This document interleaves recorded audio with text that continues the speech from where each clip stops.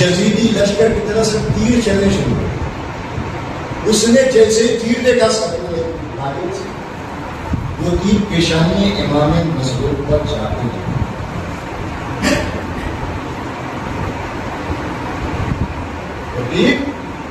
امام کی پیشانی پہ لگا. جیسے ہی لگا وہ تڑپ گیا. کہا اب چاہے جو ہو جائے اب کوئی تیر نہیں جائے گا. پھر جیسے ہی وہاں سے دیا. پھر اس نے اپنے آپ کو چھپا. پھر تیر جا کر پیشانی امام مظلوم پر. پھر تیر امام مظلوم کی پیشانی پہ لگا. ایسے ہی اتنے زخم لگے امام کے کہ وہ ہڑبڑا کے جب اس کی آنکھ کھلی وہ گھبرا گیا. امام نے کہا کہ میرے اصحاب کی برابری کوئی نہیں کر سکتا. اس کی وجہ جانتے ہو جناب ذوالقرنین اور جناب باقی صحابہ کریمہ جتنے بھی تھے, جب حسین نے سب کو کھڑا کیا پوری تاریخ گواہ ہے کہ نماز ظہر حسین نے ادا کی. آپ مجھے بتائیے کہ ان کے کھڑا ہونے تک حسین کی طرف ایک تیر بھی آیا ہو؟ کسی نے دل پر لیا, کسی نے کلیجے پہ لیا, کسی نے سینے پہ لیا, کسی نے ہاتھوں پہ لیا. تاریخ کہتی ہے نماز تمام ہوئی ہے, اس کے بعد ایک کے بعد ایک اصحاب گرتے چلے گئے اور امام سے صرف یہی سوال تھا, کیا ہم نے وعدہ وفا کیا؟ کیا ہم نے وعدہ وفا کیا؟ کیا ہم نے وعدہ وفا کیا؟ تاریخ کا جملہ ہے کہ امام نے سب کو کہا, نماز کسی نے نہیں پڑھی تھی لیکن امام نے ایک جملہ کہا, خدا تمہیں نماز گزاروں میں شمار کرے کیونکہ تم نے نماز کی حفاظت کی ہے, تم نے نماز کی حفاظت کی ہے. یہ وصیتوں تو امام سے کرتے ہیں. بس آخر جملہ تاریخ نے یہ وصیتیں امام سے کی ہیں. اس کے بعد اپنے باقی صحابہ کو بلا کے کہا, یاد رکھو ہم تو حسین کی بارگاہ سے جا رہے ہیں, ہماری حیات نے ہمیں یہاں تک موقع دیا, لیکن یاد رکھنا اگر اس غربت کے عالم میں تم نے زہرا کے لال کا ساتھ چھوڑا تو قیامت کے دن تمہیں رسول تو بعد میں پکڑیں گے, شہزادی بعد میں پکڑیں گے, پہلے میں تمہارا دامن پکڑ کے کہوں گا خدایا ہم نے حسین کو ان کے حوالے کیا تھا, حسین نے ان کا صحیح حسین کے ساتھ یہ چھوڑ کے چلے گئے.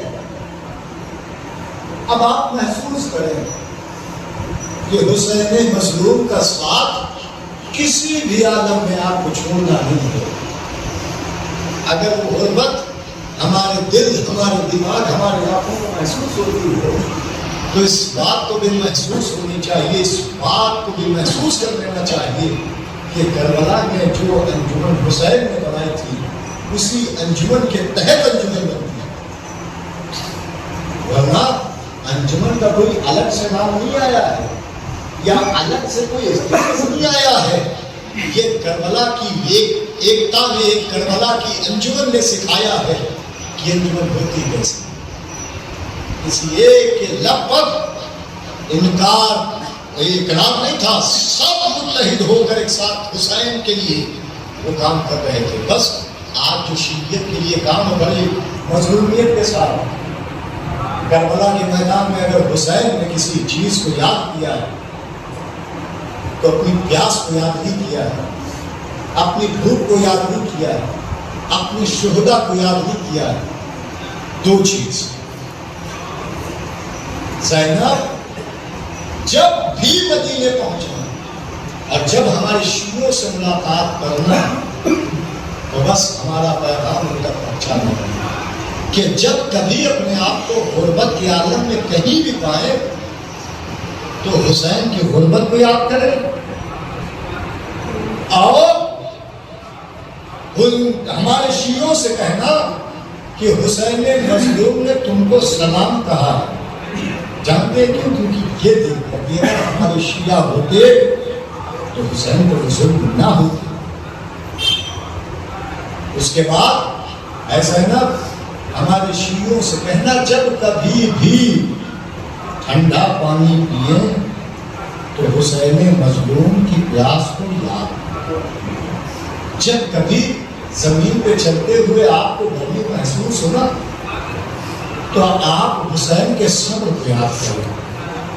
جب کبھی آپ کو دھوپ کی شدت محسوس ہوگا تو اصغر کی جگتی ہوئی ایڑیوں کو یاد کریں.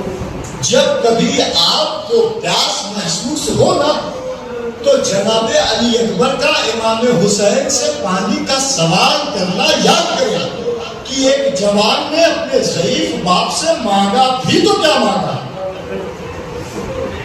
محسوس کریں اس بات. اور جب آپ کو اس بات کا احساس ہونے لگے گا نا تو جو کربلا میں ہمارے لوگوں پہ ہنسی آتی ہے, جو بعد از مجلس ہم نہ جانے کہاں کھو جاتے ہیں, ایسا لگتا ہے کہ جیسے ہم محفل سے نکل رہے ہوں. آپ کو آٹومیٹک احساس ہو جائے کہ کربلا میں ہوا کیا تھا اور ہمیں کرنا کیا. بس خدا کی بارگاہ کی دعا کرتا ہوں کہ پروردگار عالم بطفیل محمد والے محمد صحیح معنوں میں ہمیں سیرت امام مظلوم میں چلنے کی توفیق نصیب فرمائے. پروردگار عالم صحیح معنوں میں ہم تمام لوگوں کو عزاداران مظلوم میں کربلا میں شمار کرنا. پروردگار عالم